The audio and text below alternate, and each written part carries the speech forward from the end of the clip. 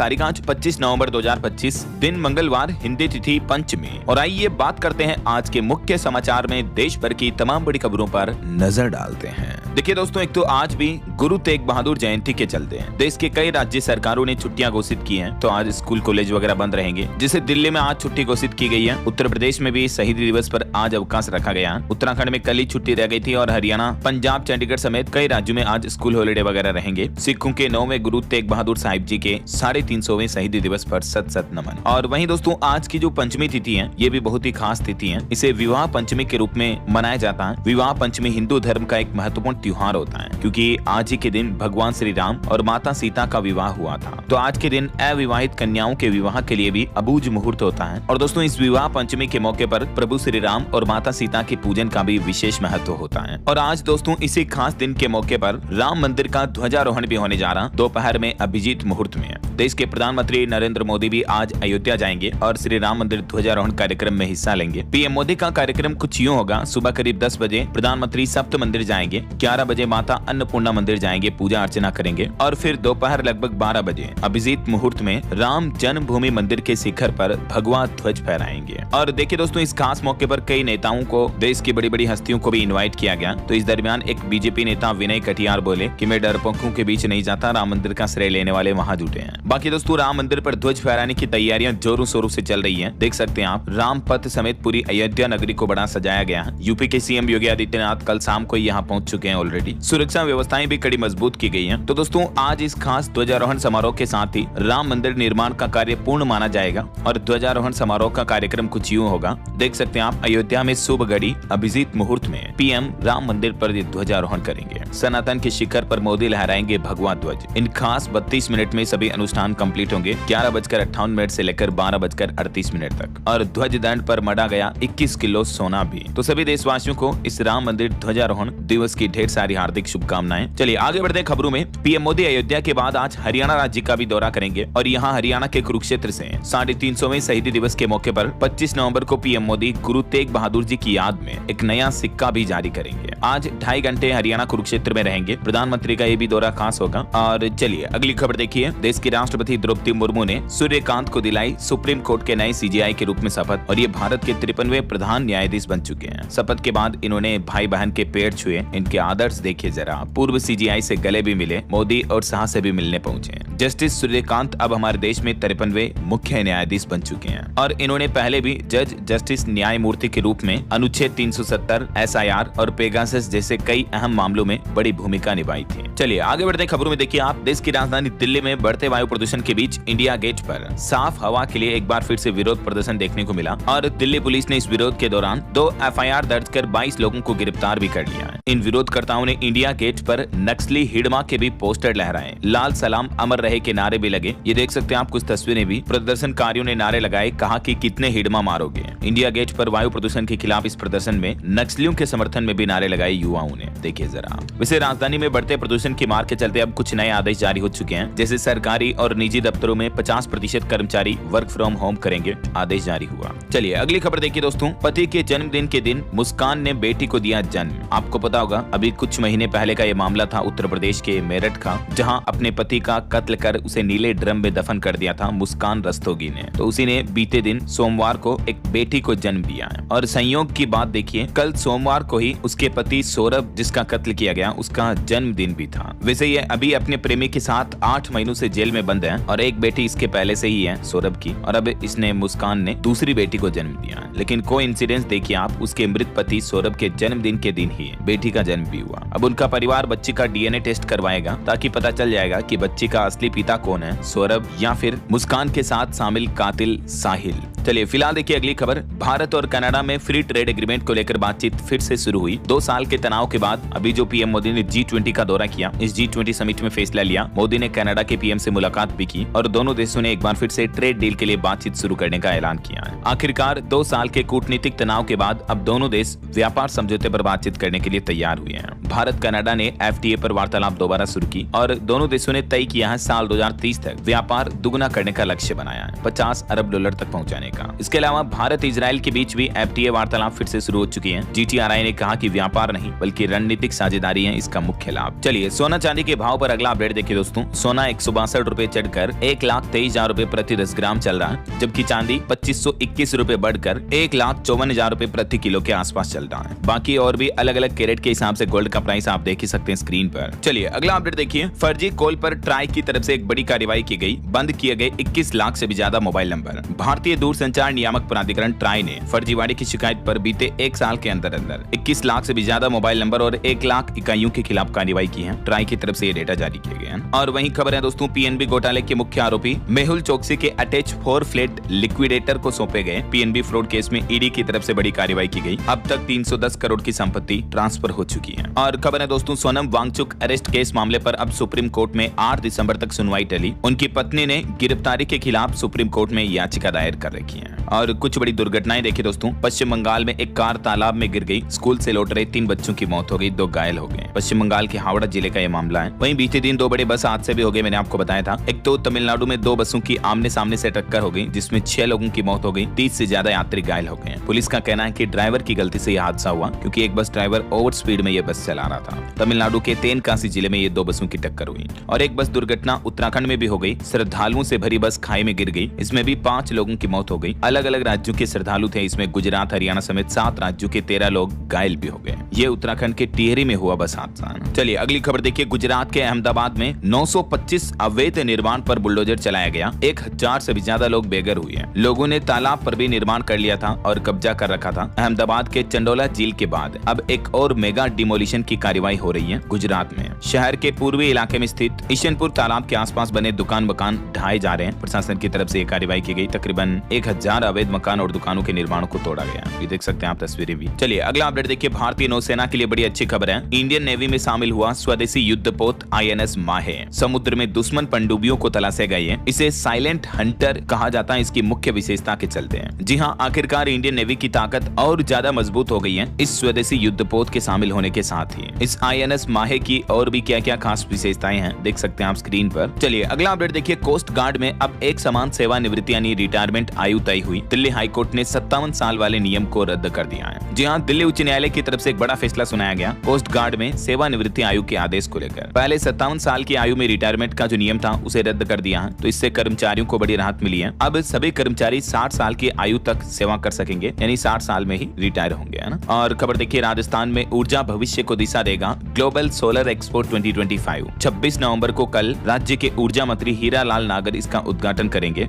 और इस सूर्याकोन कॉन्फ्रेंस में पीएम कुसुम से ग्रीन हाइड्रोजन तक 25 से भी ज्यादा विशेषज्ञ चर्चा करेंगे। राजस्थान के जयपुर में यह आयोजित होने जा रहा है। और दोस्तों, भारत की जीडीपी को लेकर भी S&P ग्लोबल की रिपोर्ट सामने आ रही है कि भारत की जीडीपी चालू वित्त वर्ष में 6.5% की तेजी से बढ़ने का अनुमान है। और वहीं खबर है, टीएमसी की तरफ से जल्द ही दिल्ली में प्रोटेस्ट किया जाएगा। केंद्र सरकार पर मनरेगा फंड रोकने का आरोप लगाया है। चलिए अगला अपडेट आ रहा कि बिहार में 7वीं पास युवक युवतियां भी बन सकेंगे अब बस कंडक्टर। नीतीश सरकार की तरफ से बड़ी खुशखबरी दी गई और एक महत्वपूर्ण निर्णय लेते हुए बस कंडक्टर की एजुकेशन क्वालिफिकेशन को कम कर दिया है। 7वीं पास युवक युवतियों को बस खलासी बनने की अनुमति दे दी है। वहीं बिहार में शिक्षकों के लिए भी अब शुरू होगी प्रखंड और विद्यालय आवंटन की प्रक्रिया। इसको लेकर भी गाइडलाइन जारी कर दी गई है। शिक्षा विभाग की तरफ से इस संबंध में नोटिस भी जारी किया गया। और बड़ी खबर देखिए, NIOS ने चेतावनी जारी की, कहा कि फेक वेबसाइट्स और ऐप से दूर रहें। डेटा चोरी होने का भी खतरा बताया। National institute of open schooling NIOS ने छात्रों और अभिभावकों को फर्जी वेबसाइटों से सावधान रहने की सलाह दी है, क्योंकि नकली वेबसाइट का इस्तेमाल करके आपका डेटा चुराया जा सकता है। तो इसलिए ऑफिशियल साइट्स, ऑफिशियल सोर्सेज का ही इस्तेमाल करें, है ना। और वहीं खबर देखिए, दिल्ली ब्लास्ट को लेकर मुस्लिम नेता ओवैसी बोले कि जो देश का दुश्मन वो हमारा भी दुश्मन है। दिल्ली ब्लास्ट करने वालों की खुली निंदा होनी चाहिए। इसमें हिंदू और मुसलमान दोनों मारे गए। वहीं अल फलाह यूनिवर्सिटी के डॉक्टरों के लॉकर भी चेक होंगे अब। और पुलिस अब यूनिवर्सिटी के प्रोफेसरों की भी बैंक डिटेल जुटा रही है। और अभी एक दिन पहले फरीदाबाद की मस्जिद में भी संदिग्ध पाउडर मिला था।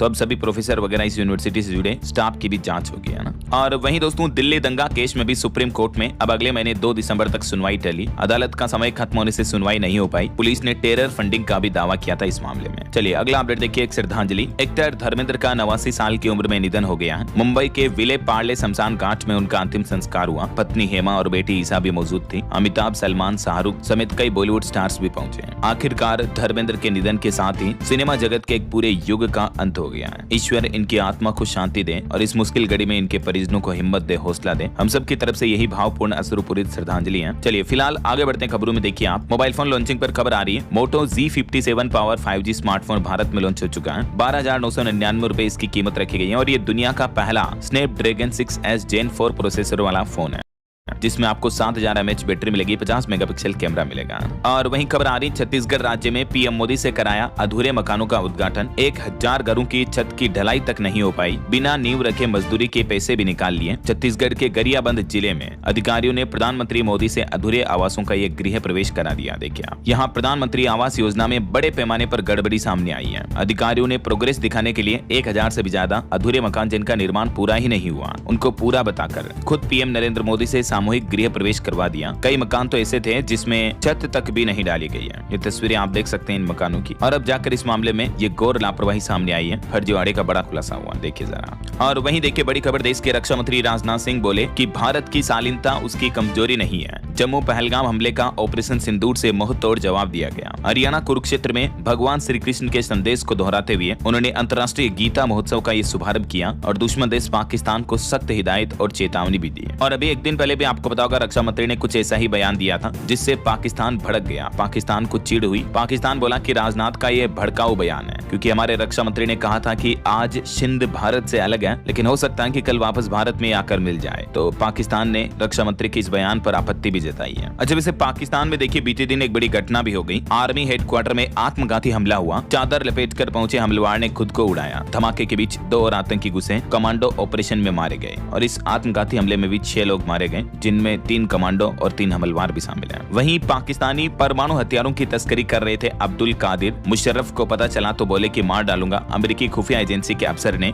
यह बड़ा खुलासा किया है। चलिए पड़ोसी देश पाकिस्तान की बातें हो ही रही हैं, तो कुछ और इंटरनेशनल न्यूज अपडेट भी देख लेते हैं फटाफट से। देखिए एक तो भारतीयों के लिए खुशखबरी है। कनाडा ने नागरिकता कानून में ऐतिहासिक बदलाव किया है। C3 बिल को मंजूरी मिल चुकी है, जिससे भारतीय लोगों को कनाडा में आसानी से सिटीजनशिप मिल पाएगी, है ना। वहीं चाइना के राष्ट्रपति शी जिनपिंग ने अमेरिकी राष्ट्रपति डोनाल्ड ट्रंप से भी फोन पर बातचीत की, ताइवान पर अपना दावा दोहराया। और खबर आ रही है स्लोवेनिया में इच्छा मृत्यु कानून पर रोक लगी। 17 लाख लोगों ने इस कानून के खात्मे पर वोट किया। वहीं देखिए ऑस्ट्रेलियाई संसद में बुर्का पहनकर घुसी एक सांसद और कहा कि इस पर बैन लगाओ, नहीं तो मैं रोज पहन कर आऊंगी। ऑस्ट्रेलिया की विवादित और दक्षिणपंथी विचारों के लिए जाने जाने वाली सीनेटर पोलिन हेंसन ने संसद के ऊपरी सदन में बुर्का पहनकर प्रवेश किया और बुर्का पर बैन लगाने की मांग की। वहीं खबर देखिए दोस्तों, इथियोपिया के हेलीगुब्बी ज्वालामुखी में 12,000 साल बाद भयंकर ज्वालामुखी फूटा। 15 किलोमीटर ऊंचा गुब्बार उठा। बताया जा रहा है कि भारत तक भी इसकी राख आने की संभावना है। जरा सोचिए आप, कितना भयंकर ज्वालामुखी होगा ये। आसमान में 15 किलोमीटर ऊंचा गुब्बार उड़ गया। इस ज्वालामुखी विस्फोट के बाद 2 उड़ानें भी रद्द की गई। इथियोपिया में ये ज्वालामुखी 12,000 सालों बाद अचानक से फट गया और इस विस्फोट से निकलने वाला उठने वाला धुआं करीब 15 किलोमीटर ऊंचाई तक पहुंच गया और लाल सागर पार करते हुए यमन और ओमान तक फैल गया। ये वो राख है, ज्वालामुखी से निकली हुई राख, जो कई किलोमीटर तक फैल गई। तो दुनिया के कई देशों में देखने को मिली आसपास के। देखिए जरा। और वहीं खबर आ रही कि भारतीय सामानों पर लगेगा बेहद कम शुल्क। अफगानी मंत्री ने यह बड़ी बात कही। अफगानिस्तान ने भारतीय व्यापारियों को निवेश के लिए भी आमंत्रित किया है। जी हां, भारत और अफगानिस्तान के बीच कुछ दिनों से रणनीतिक और आर्थिक साझेदारी मजबूत हो रही है। इस बीच अफगानिस्तान के कॉमर्स मिनिस्टर यानी वाणिज्य मंत्री का कहना है कि भारत के साथ हमारा $1 बिलियन का ट्रेड है और हम इसे और भी बढ़ाना चाहते हैं। वहीं खबर देखिए, इजराइल में 9 टॉप अफसर सेना से बर्खास्त किए गए। 2 साल पहले हमास का हमला रोकने में ये नाकाम रहे थे, जिनकी वजह से 1200 इजरायलियों की जान गई थी। तो अब इन्हें आर्मी से बर्खास्त कर दिया है। और रूस के राष्ट्रपति पुतिन और तुर्की के राष्ट्रपति एर्दोगन ने फोन पर बातचीत की। यूक्रेन जंग को लेकर भी चर्चा की। वहीं देखिए अमेरिकी टैरिफ के बीच भारत ने अपना रुख कुछ बदला है। नए बाजारों में पहुंच बढ़ाने से झींगा निर्यात भी 18% तक उछला। और क्रूड ऑयल पर भी एक खबर आ रही दोस्तों की अमेरिकी पाबंदियों से भारत की रूसी तेल सप्लाई पर भी असर पड़ा है। तो दिसंबर और जनवरी महीने में क्रूड ऑयल आयात में बड़ी गिरावट की आशंका है। इसके चलते अगले 2-3 महीनों में आपको हो सकता है भारत में पेट्रोल डीजल कुछ महंगा देखने को मिले, कीमतें बढ़ सकती हैं ऐसा। अच्छा वैसे भारत की ताकत और भी मजबूत हुई है। अब चीन और पाकिस्तान की खेल नहीं, भारत के हाथ लगी जेवलिन मिसाइल। भारत ने अपनी रक्षा ताकत में बड़ा इजाफा करते हुए अमेरिका से FGM-148 javelin anti tank guided missile खरीदने का लक्ष्य पूरा कर लिया है। ये बड़ा सौदा $93 मिलियन का है और इससे भारत की आर्मी की ताकत भारत और मजबूत होगी, डिफेंस पावर बढ़ेगी, है ना। तो ये रहे कुछ इंटरनेशनल न्यूज अपडेट। और चलिए आगे बढ़ते हैं खबरों में। अभी तो कुछ और महत्वपूर्ण और काम की खबरें देखेंगे दोस्तों अपन, लेकिन फिलहाल वक्त तो चला है आज के ताजा मौसम समाचार जानने का। विभाग का कहना कि बंगाल की खाड़ी के ऊपर चक्रवाती तूफान की संभावना बनी हुई है, हालांकि रास्ता और समय अभी भी अनिश्चित है। भारतीय समुद्रों में डबल लो प्रेशर सिस्टम सक्रिय है, जिसके चलते दक्षिण भारत में पूर्वोत्तर मानसून ने फिर से बारिश की संभावना बढ़ा दी है। बाकी उत्तरी भारत के अधिकतर राज्यों में, पहाड़ी राज्यों में बर्फबारी चल रही, देख सकते हैं। जम्मू के श्रीनगर में सीजन का सबसे ठंडा दिन रहा, पारा -3 डिग्री तक पहुंच चुका है। उत्तराखंड बद्रीनाथ में भी झरना झीलें वगैरह जम चुकी हैं। मध्य प्रदेश राजस्थान मैदानी राज्यों में अगले 5 दिन शीतलहर नहीं चलेगी। हालांकि एमपी में 2 सिस्टम एक्टिव होने का असर दिख रहा है, जिसके चलते कई जिलों में बादल छाए रहे, ठंड और कोहरे के बीच थोड़ा मौसम बदला है। और मौसम विभाग का कहना कि यदि ये सिस्टम ज्यादा प्रभावी रहा तो मध्य प्रदेश के कुछ जिलों में बूंदाबांदी भी हो सकती है। इधर राजस्थान में भी हवाएं चलने से सर्दी थोड़ी कम हुई। 6 शहरों को छोड़कर सभी में रात का तापमान 10 डिग्री या इससे ऊपर चल रहा है। स्मोक का असर अभी भी बरकरार है। राजस्थान में उत्तरी हवाओं के साथ पश्चिमी हवाएं आने से रात के तापमान में बढ़ोतरी देखने को मिली है। और उत्तराखंड में देखिए पाला गिरा, नदी और झरने झील सब जम गए। बद्रीनाथ में तापमान -16 डिग्री तक पहुंच चुका है। निचले इलाकों में भी कोहरा छाया हुआ है। और बिहार की स्थितियां देखिए, पटना खगड़िया समेत 10 शहरों में घना कोहरा की चेतावनी, 2-3 डिग्री और गिरेगा तापमान। कोहरे की वजह से 7 से ज्यादा ट्रेनें भी लेट हुई। अररिया, गयाजी और राजधानी की हवा भी खतरनाक स्तर पर चल रही है, पोल्यूशन बढ़ा हुआ है। इधर छत्तीसगढ़ के हालात देखिए, दुर्ग रायपुर में पिछले 3 दिनों में 4 डिग्री तक बढ़ा तापमान और हाइपोथर्मिया का खतरा भी बढ़ रहा, मौसम विभाग ने चेतावनी जारी की है। हरियाणा में भी न्यूनतम तापमान 7.5 डिग्री तक पहुंच चुका है। सुबह शाम कभी धुंध ने बढ़ाई थोड़ी परेशानी। हरियाणा में वैसे 27 तारीख से बादल छाएंगे, हल्की फुल्की बारिश भी हो सकती है, पश्चिमी विक्षोभ का असर दिख सकता है। और उत्तर प्रदेश में भी भीषण कोहरा छाया हुआ, देख सकते हैं आप। बरेली में दृश्यता 0 पर चल रही है, पारा 10 डिग्री के भी नीचे चल रहा है। इस सप्ताह यूपी में कड़ाके की ठंड पड़ेगी, मौसम विभाग ने चेतावनी जारी की है। राजधानी दिल्ली का पारा भी फिर से लुढ़का, 10 डिग्री से नीचे पहुंचा। हालांकि नवंबर में दिल्ली में शीतलहर के आसार तो नहीं है। बाकी कोहरा छाने की चेतावनी अभी सिर्फ यूपी में है और बारिश का अलर्ट आंध्र प्रदेश, तमिलनाडु, केरल, पुडुचेरी समेत दक्षिण भारत के कुछ राज्यों में है। और भी अगले 24 घंटों के दौरान देश भर के सभी राज्यों के मौसम की संभावित गतिविधि क्या रहेगी, जानकारी आप देख सकते हैं स्क्रीन पर। अच्छा, वैसे आपके राज्य में ठंड कितनी पड़ रही है दोस्तों? ठीक ठाक है या तेज पड़ रही है? कमेंट करके बताइएगा जरूर। चलिए मौसम के बाद कुछ मार्केट अपडेट्स पर नजर डाल लेते हैं फटाफट से। देखिए बीते दिन भारतीय शेयर बाजार में गिरावट देखने को मिली। सेंसेक्स 331 अंक गिरकर 84,901 पर बंद हुआ। निफ्टी भी 109 अंक फिसला। मेटल और रियल्टी शेयर सबसे ज्यादा गिरे। और वहीं दोस्तों एक रिपोर्ट सामने आ रही है कि भारत दुनिया का तीसरा सबसे बड़ा क्विक कॉमर्स मार्केट बन चुका है। चीन और अमेरिका से दुगनी तेजी से बढ़ रहा है। 5 साल में 1 लाख करोड़ का मार्केट होगा ये। ब्लिंकिट, जेप्टो वगैरह इस तरह के क्विक कॉमर्स मार्केट का ना। और खबर देखिए, तेजस क्रैश के बाद HAL के शेयरों में भारी गिरावट देखने को मिली। 8.5% तक टूटा भाव। अभी हाल में दुबई एयर शो के दौरान आपको पता होगा फाइटर जेट तेजस क्रैश हो गया था, तो उसके बाद हिंदुस्तान एरोनॉटिक्स लिमिटेड का शेयर लगभग 7-8% तक टूट गया है। और खबर आ रही अगले साल रिटायर हो सकते हैं एप्पल के CEO Tim Cook. Foldable phone आखिरी प्रोडक्ट हो सकता है इनका। वहीं खबर है बढ़ते टैक्स के कारण steel king Lakshmi Mittal Britain छोड़ेंगे, दुबई शिफ्ट होने की तैयारी कर रहे हैं। और एक रिपोर्ट सामने आ रही है कि भारतीय इंडस्ट्री का भरोसा बढ़ा। AI निवेश पर 93% कंपनियों को पॉजिटिव रिटर्न मिलने की भी उम्मीद है। और खबर आ रही कि NBFC फर्मों का AUM लगातार बढ़ने का अनुमान है। अगले वित्त वर्ष 50 लाख करोड़ रुपए के पार पहुंच जाएगा। तो ये रही कुछ मार्केट अपडेट्स। और चलिए आगे बढ़ते हैं अपन खबरों में। देखिए बड़ी खबर, पश्चिम बंगाल की मुख्यमंत्री ममता बनर्जी ने चुनाव आयोग को एक चिट्ठी लिखी है,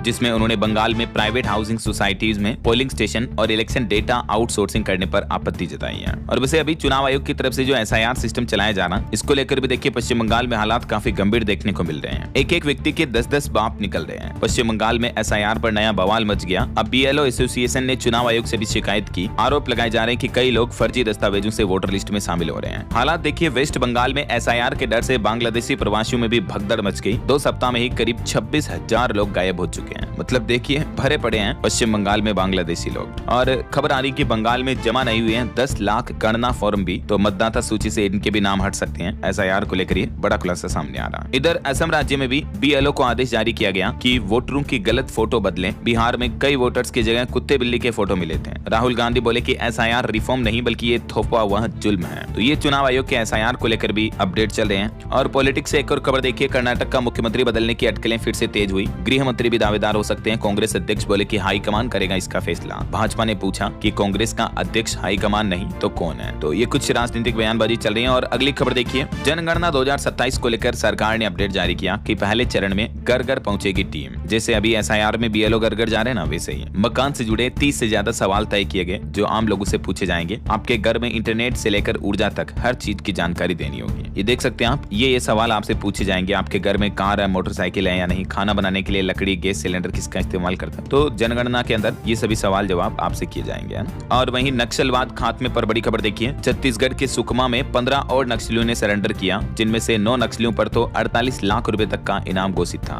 आखिरकार सुकमा में लाल आतंक को ये फिर बड़ा झटका लगा है। वहीं छत्तीसगढ़ में देखिए एंटी नक्सल ऑपरेशन रोका जाए, मुख्यमंत्री विष्णुदेव साय को माओवादी प्रवक्ता ने इस तरह का पत्र लिखा और कहा कि नहीं मनेगा नक्सली सप्ताह भी। चलिए बड़ी खबर आ रही, कोलकाता में एसएससी भर्ती विवाद मामले पर शिक्षक अभ्यर्थियों में आक्रोश देखने को मिला। 10 अनुभव अंक और नियुक्तियों में देरी पर काफी बवाल मचा। बीते दिन स्टूडेंट्स ने काफी विरोध भी किया। वहीं नारी शक्ति पर अच्छी खबर देखिए, चीन सीमा पर अब महिला योद्धाओं की तैनाती होगी। 14,000 फीट की ऊंचाई पर संभालेगी 10 चौकियों की कमान। और एक बड़ी चिंताजनक रिपोर्ट सामने आ रही कि पर्यावरणीय परिवर्तन के कारण जंगलों में गंभीर खतरा बढ़ता जा रहा है। तेजी से घट रही है कीट भक्षी पक्षियों की आबादी भी है। क्लाइमेट चेंज जलवायु परिवर्तन की वजह से पूरी बायोडायवर्सिटी इकोसिस्टम पर गंभीर नेगेटिव इंपैक्ट देखने को मिल रहे हैं। हालिया साइंस रिसर्च में ये पता चला है, देख सकते हैं आप। और वहीं खबर देखिए, वेतन की नई परिभाषा से पीएफ और ग्रेच्युटी भी बढ़ेगी। रिपोर्ट में दावा किया जा रहा है कि हाथ में आने वाली सैलरी भले ही घट सकती है, लेकिन ऑल ओवर कर्मचारियों को फायदा होगा। हाल ही में जो सरकार ने 4 नई श्रम संहिता यानी नए लेबर कोड जो लागू किए हैं, तो इस वजह से ये असर देखने को मिल सकता है EYE की रिपोर्ट के एनालिसिस के मुताबिक, है ना। और रेलवे की खबर देखिए आप, कोटा मथुरा से हावड़ा बर्धमान तक भी कवच 4 ने संभाली सुरक्षा कमान। 155 स्टेशन और 2892 इंजन जो है वो रेलवे के कवच सिस्टम से लेस हो चुके हैं, जिससे रेल दुर्घटनाओं पर लगाम लगाई जाएगी, है ना। और बड़ी खबर देखिए, सहारा समूह के निदेशकों की संपत्तियां तलाशेगा ईडी। अब यूपी में कई अधिकारियों के पास मिली आय से भी ज्यादा प्रॉपर्टी है। इसी साल भी ईडी ने इतनी कार्रवाई की, ये डेटा आप देख सकते हैं। और वहीं खबर आ रही कि राजस्थान में जल जीवन मिशन में भी 125 करोड़ का कथित घोटाला हुआ। तो इस मामले के बाद 7 अधिकारियों को नोटिस भेजा गया और पूर्व गहलोत सरकार पर घोटाले के गंभीर आरोप देखने को मिले हैं जल जीवन मिशन को लेकर। तो अब इस पर जांच बिठाई जाएगी, उसके बाद ही असली सच्चाई सामने आएगी। वहीं खबर आ रही कि अब खेत और भी स्मार्ट होंगे। परिवहन मंत्री नितिन गडकरी ने दावा किया कि AI फार्मिंग से बढ़ेगा फसलों का उत्पादन और किसानों की बम्पर कमाई भी होगी। केंद्रीय मंत्री नितिन गडकरी की तरफ से देश के किसानों की आय बढ़ाने और कृषि क्षेत्र में विकास तेजी से लाने के लिए यह महत्वपूर्ण फॉर्मूला भी दिया है। किस तरह से इस तकनीक से खेती का उत्पादन बढ़ेगा, देख सकते हैं आप। चलिए खबर देखिए, टीचर के लिए टीईटी अनिवार्यता के खिलाफ 22 राज्यों के टीचर्स हल्ला बोल कर रहे हैं। दिल्ली के जंतर मंतर पर 2 दिन बड़ा प्रदर्शन किया जा रहा है। कल 24 नवंबर को भी हुआ और आज 25 नवंबर को भी जंतर मंतर पर 22 राज्यों के शिक्षक संगठन एकजुट होकर यह आंदोलन कर रहे हैं। शिक्षकों का कहना है कि सुप्रीम कोर्ट ने जो टीईटी अनिवार्यता का फैसला सुनाया ये अन्याय है और पुरानी पेंशन योजना भी तुरंत बहाल की जाए, ऐसा। और वहीं खबर आ रही है, मध्य प्रदेश में किसान करें इन औषधि की खेती तो सरकार फसलों पर 50% तक सब्सिडी भी देगी। MP सरकार औषधीय फसलों की खेती पर किसानों को ये अच्छी खासी सब्सिडी देने की घोषणा की है। कैसे मिलेगा ये सब्सिडी का फायदा, तो किसान भाई लोग अपने जिले के कृषि विभाग या उद्यानिकी विभाग में संपर्क कर सकते हैं इसको लेकर। वहीं खबर है, रेलवे के पेंशनर्स को जीवन प्रमाण पत्र जमा कराने के लिए अब बैंकों का चक्कर नहीं लगाना पड़ेगा, बल्कि पूर्वोत्तर रेलवे ने रेल कर्मचारियों की सुविधा के लिए ये राष्ट्रव्यापी डिजिटल अभियान 4.0 को सफल बनाने के लिए कार्यशाला का भी आयोजन किया।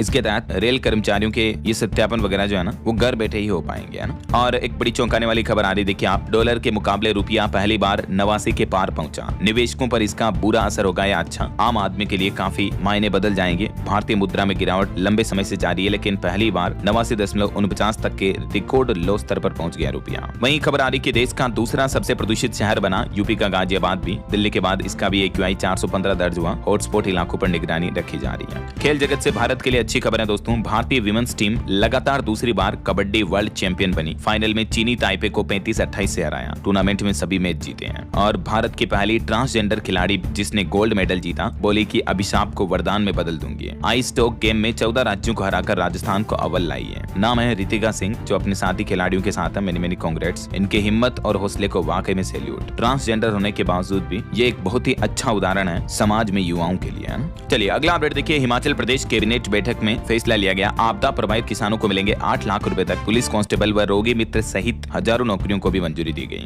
एक तो आपदा प्रभावित घरों के नुकसान के लिए ये 8 लाख रुपए का बजट जारी किया है और हिमाचल में कांस्टेबल के 800 और रोगी मित्रों के 1000 से भी ज्यादा पद भरे जाएंगे। जल्दी इसको लेकर नोटिफिकेशन भी जारी किया जाएगा।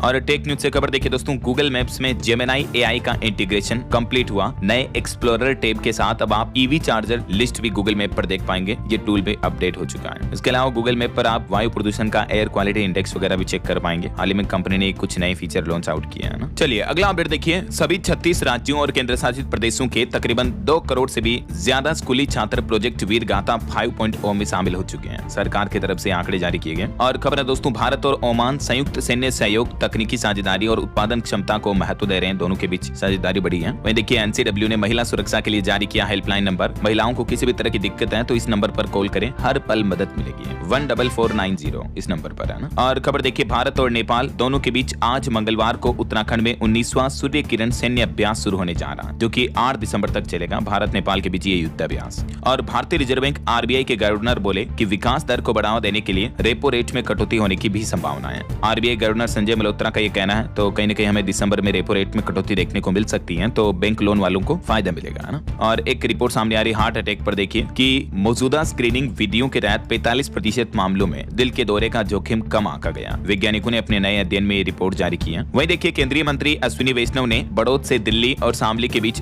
2 नई मेमू ट्रेनों को हरी झंडी दिखाई। और खबर आ रही कि क्रिप्टो करेंसी बिटकॉइन क्रैश हुआ तो गिर गई डोनाल्ड ट्रंप की नेटवर्थ। ट्रंप को एक झटके में 9,800 करोड़ का बड़ा नुकसान हुआ है। वहीं सरकार की तरफ से जो नए लेबर लॉ लागू किए गए, इन नए नियम से घर सड़क बनाने वाले मजदूरों को भी 5 बड़े फायदे मिलेंगे। ठेकेदार का भी खर्च वगैरह बढ़ेगा। कोड से ये जो 4 नए लेबर कोड है, इनसे क्या क्या फायदे होंगे? 10 बड़े फायदे होंगे, खास करके प्राइवेट जॉब करने वालों, है ना। ग्रेचुटी अब 1 साल में ही मिलेगी, पहले 5 साल के बाद ग्रेचुटी का बेनिफिट मिलता था। ओवर टाइम का दुगना भुगतान भी अनिवार्य कर दिया है। सामाजिक सुरक्षा कवरेज भी बढ़ेगा, ESIC, PF, मैटरनिटी बेनिफिट वगैरह। और बेहतर सुरक्षा मानक हुए तो दुर्घटना बीमारी में भी मदद मिलेगी, है ना। चलिए अगला अपडेट देखिए दोस्तों, पंजाब में अमृतसर समेत 3 शहरों को पवित्र शहर का दर्जा दिया गया। इन शहरों में अब शराब, मीट, तंबाकू वगैरह सब कुछ बिक्री बंद होगी। मंत्री बोले कि खालिस्तान हिंदू राष्ट्र नहीं, जुग जुग जीवे हिंदुस्तान। तो पंजाब सरकार ने 3 जिन शहरों को पवित्र शहर का दर्जा दिया, उसमें शामिल है श्री आनंदपुर साहिब, तलवंडी साबो और अमृतसर। गोल्डन टेम्पल के आसपास जो पुराना अमृतसर बसा हुआ ना, वो। और खबर देखिए, हिमाचल प्रदेश में पंचायतों के पुनर्गठन को भी कैबिनेट की मंजूरी मिली। पुलिस में 800 पदों की भर्ती होगी और आपदा राहत राशि 1 लाख रुपए और बढ़ाएगी।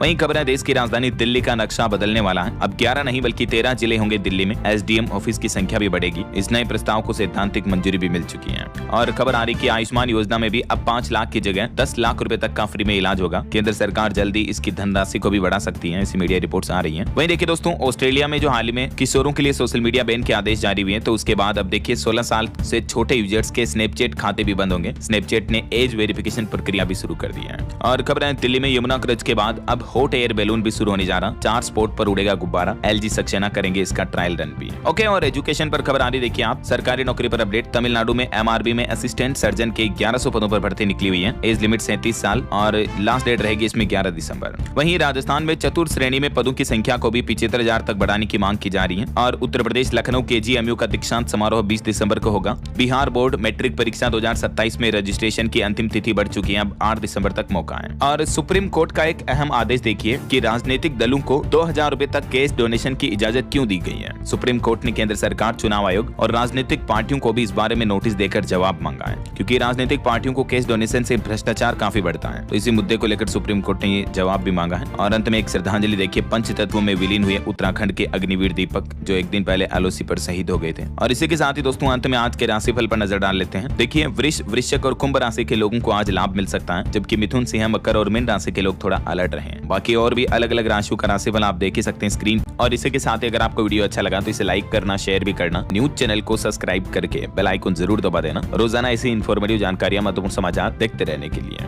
ओके, ख्याल रखिएगा अपने आप का, अपने परिवार का। मिलेंगे अगले नेक्स्ट अपडेट में, तब तक के लिए जय हिंद, जय भारत,